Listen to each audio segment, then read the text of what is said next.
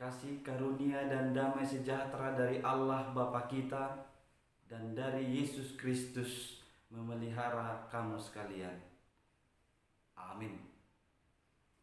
Bapak, Ibu, saudara-saudara yang dikasihi oleh Tuhan Yesus Kristus, Tuhan berfirman bagi kita pada malam hari ini di dalam ibadah keluarga lewat firman-Nya yang tertulis di dalam Injil Lukas pasal 18 ayat 1 sampai dengan ayat 8. Beginilah firman Tuhan, saya akan membacakannya bagi kita semua. Perumpamaan tentang hakim yang tak benar. Yesus mengatakan suatu perumpamaan kepada mereka untuk menegaskan bahwa mereka harus selalu berdoa dengan tidak jemu-jemu. Katanya, dalam sebuah kota ada seorang hakim yang tidak takut akan Allah dan tidak menghormati seorang pun. Dan di kota itu ada seorang janda yang selalu datang kepada hakim itu dan berkata, "Belalah hakku terhadap lawanku." Beberapa waktu lamanya hakim itu menolak.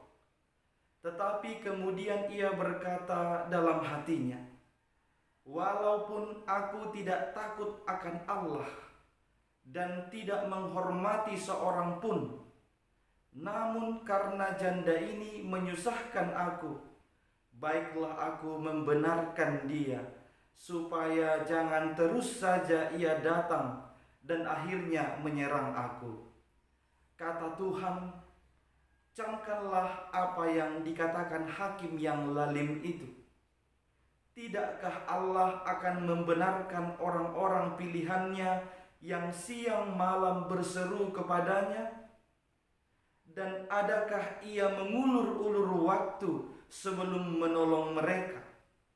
Aku berkata kepadamu, ia akan segera membenarkan mereka.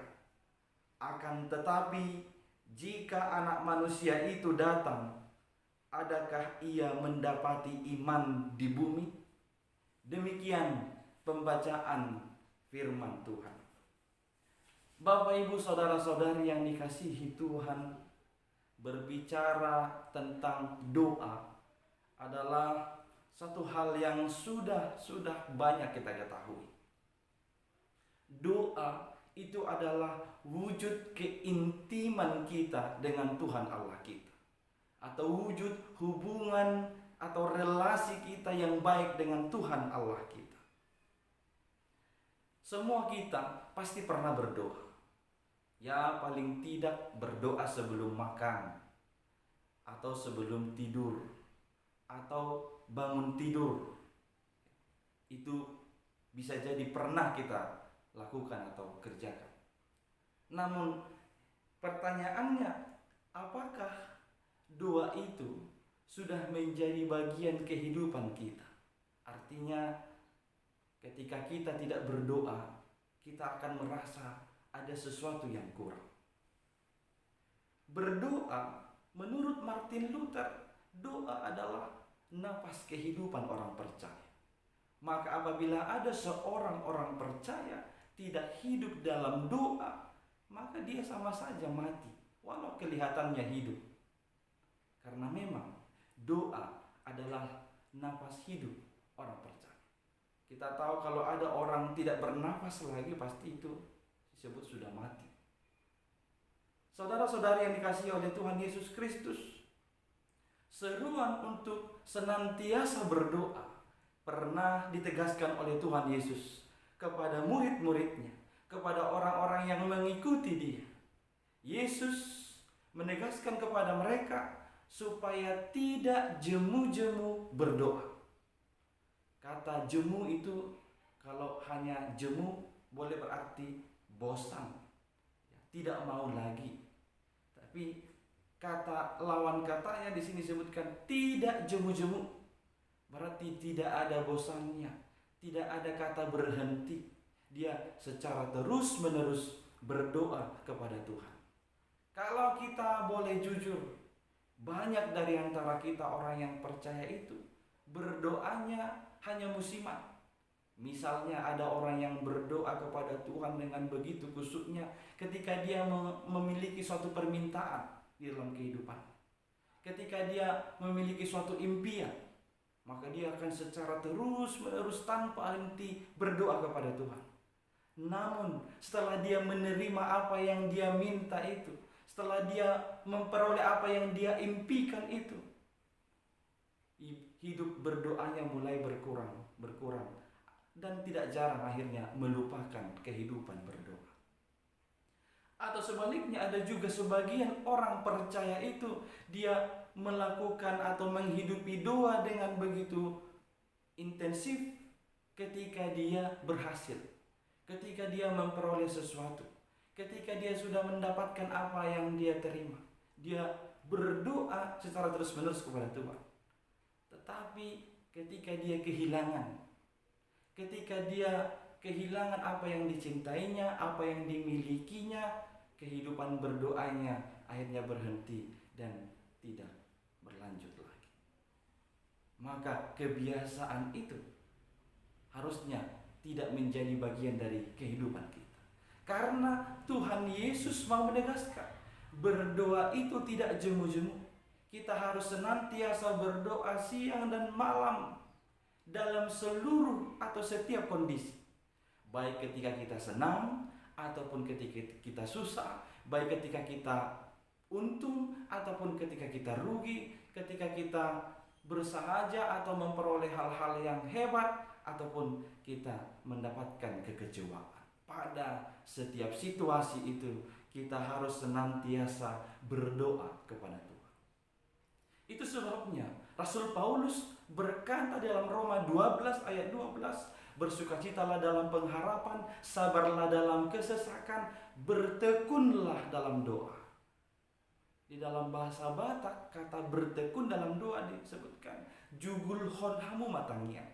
Mulai dok jugul itu berarti ngani dok unang alai se diulah ima na jugul. Tarhira tidak dana dok jugul nionin.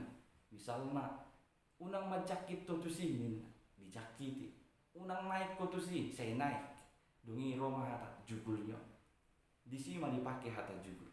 Tapi dalam firman Tuhan ini mau digunakan untuk hal positif. Bertekunlah dalam doa, jugul hon hamuma martania. 1 Tesalonik 5 ayat 7 juga disebutkan kita harus berdoa tiada putus-putus. Jadi senantiasa berdoa kepada Tuhan. Kita tahu doa itu adalah wujud iman kita. Ketika kita mampu berdoa, dikala kita dikecewakan, ketika yang kita minta tidak kunjung datang, tapi kita terus berdoa, di situ adalah wujud nyata iman kita kepada Tuhan Yesus Kristus. Karena kita tahu Dia akan memberikan yang terbaik dalam kehidupan kita. Jadi tidak persoalan bagaimana jawaban doanya, tapi kita akan secara terus-menerus. Itu yang ditegaskan oleh Tuhan Yesus lewat satu perumpamaan. Ada seorang janda, kalau disebut seorang janda berarti di tengah-tengah masyarakat pada saat itu posisinya tidak diperhitungkan, tidak berdaya, tidak ada lagi yang diharapkan. Maka ini adalah satu posisi yang lemah. Dia memiliki satu perkara. Bertemu atau bersama dengan seorang hakim yang lalim. Hakim ini tidak mengenal Tuhan Allah. Dia orang yang tidak peduli dengan orang lain. Tapi disebutkan si janda ini datang secara terus-menerus menjumpai si hakim, meminta si hakim yang lalim itu untuk menangani perkaranya. Memang tidak disebutkan perkaranya apa. Tapi si janda itu secara terus-menerus datang kepada si hakim itu. Hakim yang tidak mengenal Tuhan itu. Hakim yang tidak peduli sama orang lain itu. Alhasil, karena dia gigih datang secara terus-menerus, si hakim yang lalim, hakim yang tidak mengenal Tuhan, hakim yang tidak peduli itu, akhirnya menerima perkara si janda ini. Dia menolong si janda ini. Lihat, Allah sedang memperbandingkan Sedangkan dia, hakim yang lalim yang tidak mengenal Allah, yang tidak peduli Tuhan itu, mau memberikan permintaan si janda yang datang secara terus-menerus karena kegigihan. Apalagi lah Tuhan Allah, Tuhan Allah kita yang senantiasa setia mendengar setiap seruan atau doa-doa kita. Melalui teks ini ada 3 hal yang menjadi alasan atau dasar mengapa kita tidak jemu-jemu berdoa, mengapa kita harus berdoa secara terus-menerus. Yang pertama adalah karena Tuhan itu peduli. Tuhan Allah kita itu peduli. Kita tahu mulai dari kisah penciptaan, Allah sudah menunjukkan kepeduliannya kepada umat manusia. Lihatlah dari urutan penciptaan. Allah sengaja menciptakan manusia itu pada hari ke-6. Artinya setelah Allah menciptakan langit dan bumi beserta dengan isinya, tumbuh-tumbuhan yang menghasilkan buah, pohon-pohon yang berbuah, yang dapat memberikan makanan atau kebutuhan manusia. Allah terlebih dahulu menciptakan itu, baru kemudian menciptakan manusia. Itu adalah bukti yang paling sederhana. Memang Allah mulai dari awal penciptaan sangat-sangat peduli kepada manusia. Hingga nanti ketika Yesus Kristus, ketika Allah di dalam Yesus, dia mengambil wujud manusia, dia mati di kayu salib hanya untuk keselamatan manusia. Itu adalah wujud nyata kepedulian Allah kepada kita. Maka kita memiliki Tuhan yang peduli. Sedangkan hakim yang tidak peduli, hakim yang tidak mengenal Tuhan Allah tadi, mau memberi permintaan orang yang dengan gigih datang kepadanya. Apalagi kita punya Tuhan yang peduli. Maka harusnya kita lebih gigih lagi, tidak jemu-jemu berdoa kepada Tuhan Allah.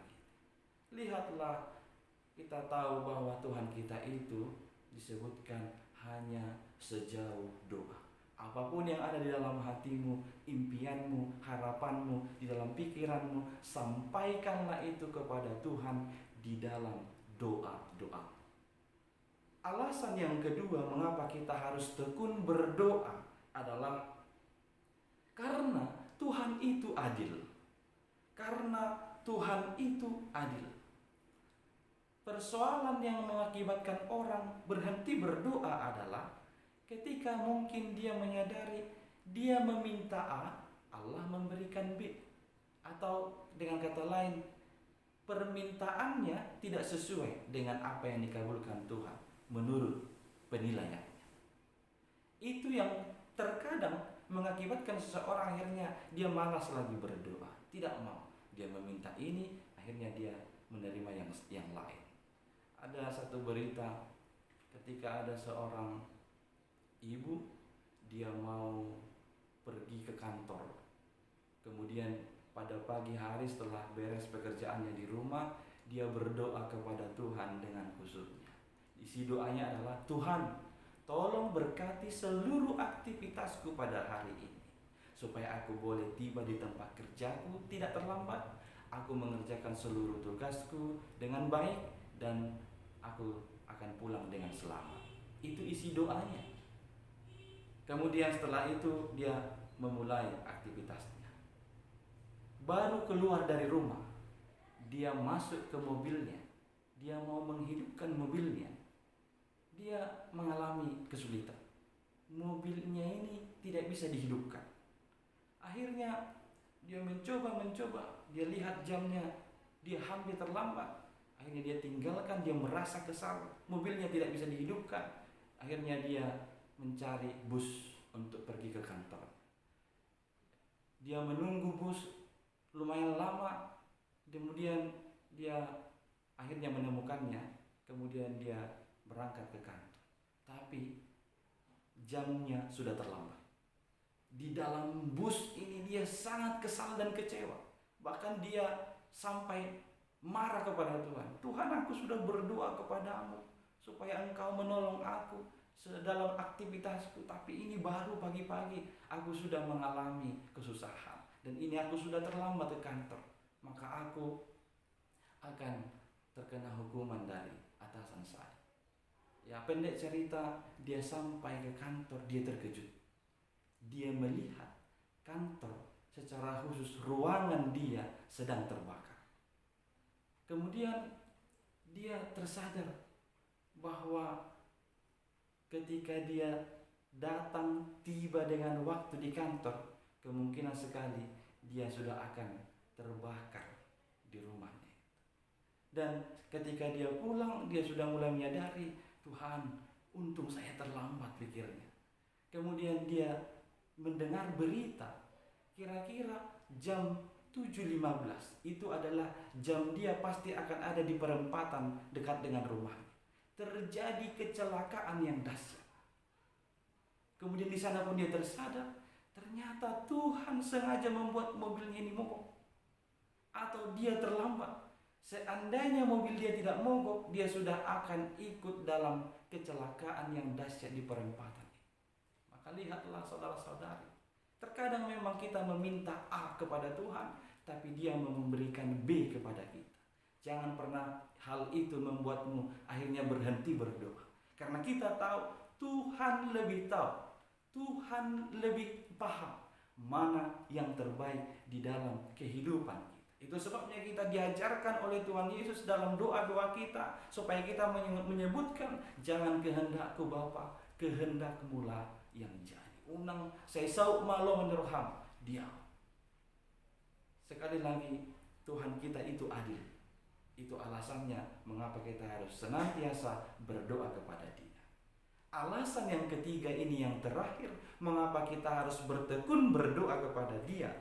Karena Tuhan itu segera menolong. Alasan ini juga sering membuat orang berhenti berdoa. Ketika dia berdoa, tidak kunjung dikabulkan Tuhan apa yang diminta. Tidak kunjung menerima apa yang didoakan. Dia melihat terlalu lama menunggu. Ada orang yang berdoa mulai dari hidupnya 40 tahun. Dia berdoa karena menderita sakit penyakit, sampai dia 75 tahun tetap mengalami sakit penyakit. Itu bisa saja menghentikan langkah seseorang untuk berdoa. Tapi percayalah, kita tahu Tuhan kita itu akan segera menolong. Itu disebutkan di ayat 7 sampai 8. Dia akan segera menolong kita.